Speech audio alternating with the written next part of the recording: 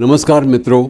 कभी कभी जब आधुनिकता की बात करते हैं तो साथ साथ परंपरा की बात भी कर लेनी चाहिए, क्योंकि आधुनिकता और परंपरा दोनों ही हमारे जीवन का अभिन्न अंग हैं।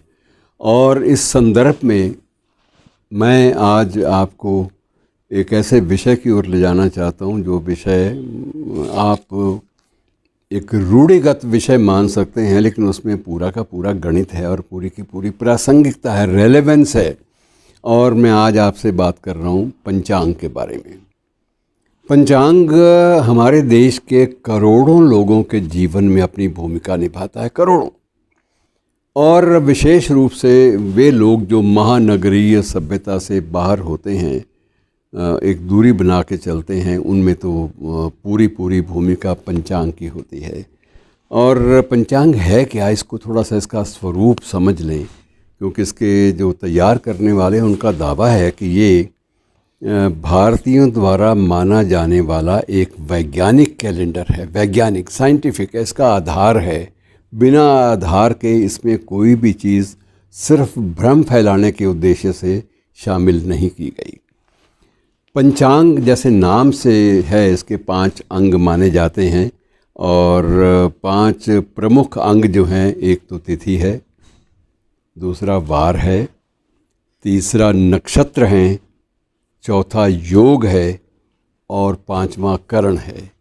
तो ये 5 अलग अलग प्रकारों को, अंगों को मिलाकर एक पंचांग बनता है। वैसे पंचांग 3 तरह का होता है मित्रों, ये भी आपको बता दूं। अभी बाज़ार में आप जाएं तो आपको 3-4 तरह के पंचांग मिल जाते हैं, लेकिन पारिभाषिक रूप से डिफ़ाइन करने के लिए, इसको समझने के लिए हमें ये भी समझना होगा कि ये 3 रूप के होते हैं। पहली जो पंचांग की जो धारा है वो है कि जो चंद्र पे आधारित होती है, चंद्रमा के घटने बढ़ने के साथ उसका संबंध होता है। दूसरी नक्षत्र आधारित होती है, जिसमें नक्षत्रों के अनुसार और राशियों के अनुसार उसका चलन होता है। और तीसरी होती है सूर्य पर आधारित पद्धति, सूर्य पर आधारित पद्धति, चंद्रमा पर आधारित पद्धति, और तीसरी नक्षत्रों पर आधारित पद्धति। ये 3 धाराएं हैं पंचांग की। और ये भी हम जानते हैं इस बात को कि प्रत्येक साल में 12 महीने होते हैं।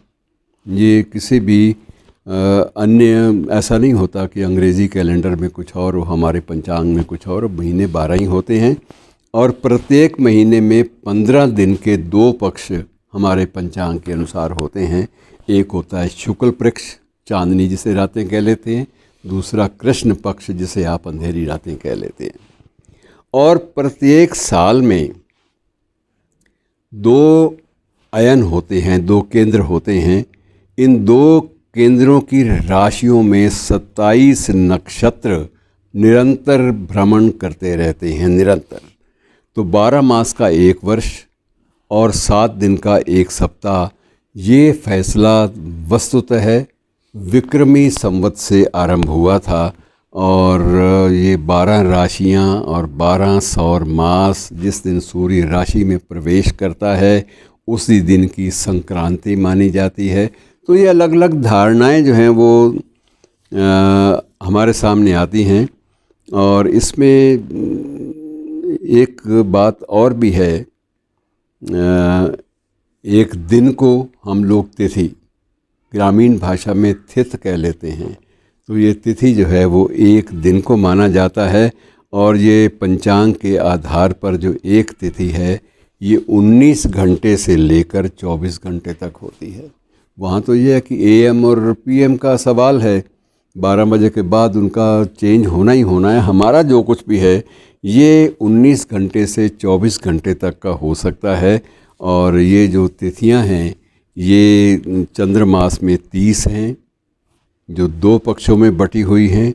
शुक्ल पक्ष में 1 से 14 तक, और फिर पूर्णिमा आती है, ये 15 हो गई। तो इस प्रकार से वैज्ञानिक अनुशीलन के अनुसार इनका विभाजन किया गया है। और तिथियों के नाम भी अलग अलग रखे गए हैं। तिथियों के नाम हैं पूर्णिमा, पूर्णमासी जिसे आप कहते हैं, दूसरा है प्रतिपदा, और जिसे आप पड़वा भी कहते हैं। अलग अलग ये उत्तर भारत में, विशेष रूप से बिहार, यूपी में पड़वा के नाम से इसे पुकारा जाता है। दूसरी है द्वितीया। द्वितीया को हम लोग दूज भी कह लेते हैं, जैसे भैया दूज का पर्व है तो वो द्वितीय वाले दिन ही आएगा, क्योंकि दूज शब्द साथ में मिला हुआ है। तृतीया जो है वो तीज है। चतुर्थी जो है वो चौथ है। पंचमी जो है वो पंचमी रहती है, और षष्ठी जो है वो छठ है। छठ का जो पर्व है वो षष्ठी वाले दिन ही आएगा। इसी प्रकार से सप्तमी है, अष्टमी है, नवमी है, दशमी है, एकादशी है और फिर द्वादशी है। तो ये जो वैज्ञानिक अनुशीलन के अनुसार ही इसमें चलता है, और इसमें आप ये कह सकते हैं कि कोई भी परिवर्तन पिछले हज़ारों वर्षों से नहीं आया। पंचांग के आधार पर आप 100 वर्ष पहले की जो तारीख है वो एक ही पंचांग के आधार पर आप बता सकते हैं तारीख, और उस दिन सूर्योदय का समय क्या था, उस दिन सूर्यास्त कितने बजे हुआ था, ये भी आप अनुमान नहीं बल्कि ये निश्चित रूप से आप ये तय कर सकते हैं कि ये कैसे होगा। और इसी प्रकार से आकाश में जो तारा मंडल जो हैं, इनकी संख्या जो है इनकी अलग अलग है। मूल रूप में 27 नक्षत्र माने जाते हैं। मूल रूप में 27 हैं, और कुल जो नक्षत्रों की संख्या है वो 14,140 मानी जाती है। नक्षत्र तो बहुत बड़ा एक तारा मंडल है। तू है मुहीते बेकरां, इकबाल ने से कहा था, तू है मुहीते बेकरां और मैं हूँ ज़रा सी आबजू। तो ये जो मुहीते बेकरां और ज़रा सी आबजू है मित्रों, ये इसलिए शब्द चयन किया गए क्योंकि जो नक्षत्र हैं इनकी संख्या इतनी ज़्यादा है, इनमें से हर एक को पहचान पाना संभव नहीं है, लेकिन उनकी गतिशीलता, उनके चलन के जो रूप हैं, जो समय है वो निर्धारित है, वो पंचांग में निर्धारित है, तयशुदा है, उसमें कोई भी बदलाव नहीं आता। और इसी प्रकार से 14,140 नक्षत्र हैं कुल, जिन्हें मूलतः 27 नक्षत्रों में कंबाइन कर दिया गया है, जोड़ दिया गया कि मुख्य रूप से 27 हैं। कुल संख्या बेशक 14,140 है। और इसी प्रकार से जो योग है, एक योग के अनुसार भी आपको बताया ना कि योग भी अलग अलग हैं। तो योग जो हैं, कुल योग हैं वो 40,136। ये आंकड़े सारे भरमाने वाले नहीं हैं बल्कि एक एक गणना पर आधारित हैं, और कुल मिलाकर संयुक्त रूप से 27 ही योग माने गए हैं, लेकिन कुल संख्या उनकी 40,136 है।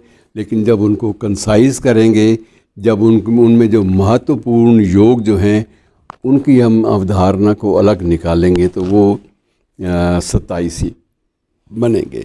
तो इस प्रकार से ये अलग अलग मामले हैं जिनको ज्योतिष में विश्वास है, वो लोग इसका अध्ययन करेंगे, वो कर सकते हैं। मैं तो सिर्फ इस लेख के, इस प्रसंग के या इस प्रकरण के माध्यम से आपसे यही चीज़ बांटना चाहता हूँ कि पंचांग अपने आप में एक वैज्ञानिक अनुशीलन है, वैज्ञानिक एक आकलन है, जिसके माध्यम से हम लोग चीज़ों को बयान करते हैं, और कई बार जन्म के समय को लेकर भी उसी के आधार पर ही ज्योतिष की भविष्यवाणियाँ की जाती हैं। और वैसे तो मोटी सी बात यह कि प्रत्येक महीने में 30 दिन होते हैं, और ये 30 दिन जो हैं ये चंद्रमा की कलाओं के अनुसार होते हैं, उसमें आरोह अवरोह चलता रहता है। तो मित्रों, ये एक बड़ा दिलचस्प एक प्रश्न है, प्रसंग है, जिस पर जब भी समय मिले कभी देख लीजिएगा। बड़ी रुचिकर चीज़ें हैं और कितनी श्रम से, कितनी मेहनत से ये तैयार की गई हैं। धन्यवाद।